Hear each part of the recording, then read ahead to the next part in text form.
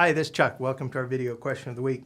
This week's question comes in from Casey in Missouri, and he writes, I worry that our traditional parts and product sales guys aren't making the transition to the corporate or enterprise level. Are other members worried? Absolutely they are. This reminds me of a conversation we just had with several of the industry leaders, and these folks were from all different sized companies, but they're worried about the same thing that you're asking about in your question here.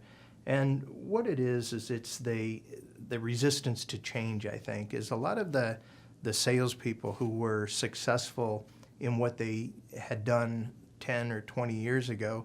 They always revert back to that method of selling that used to get them through the tough times in the before, or when it was the good old days, or the way that they had their best sales years.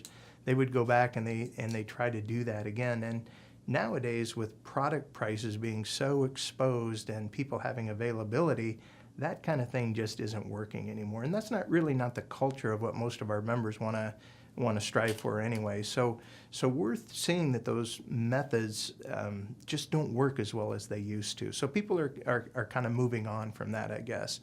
In fact, I believe that in order for salespeople to be effective in the future, they almost have to quit selling product. And that sounds kind of counterintuitive, but what my point is that we need to start getting the relationship built first, get the company sold first, the person sold first, and then think about ways to help that company improve their business through the implementation of the type of technology that we provide.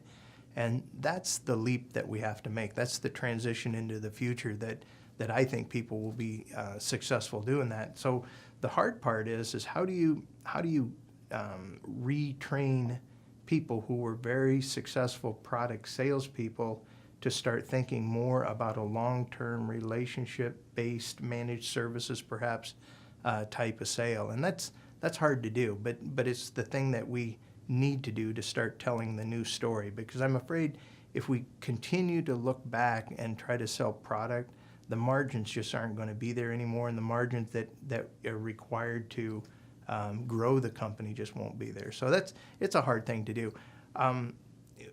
We have to sell value as well. Long-term relationships are based on the value proposition that we provide, and I'm hearing from more and more of the end users out there that the value doesn't come from the product alone. It comes from what can this integrator do to help sustain the equipment and help maintain it and help keep it running, keep the downtime to a minimum, and things like that. So what I would try to do is to reinvest in these salespeople, to go through coaching, to stop that old traditional line of, if I could get it down to this much, would we have a deal? And start asking more questions about, if we could come up with a solution that would help your business run better using the following things, is that something that you would want us to look into? And I think those approaches are going to be much more successful in the future. So anyway, it's a great question. It is a big concern, and it's something that, through our business and leadership conference and other things that we do, that's what we're trying to address with that very thing, is how to make that transition into the future. So great question.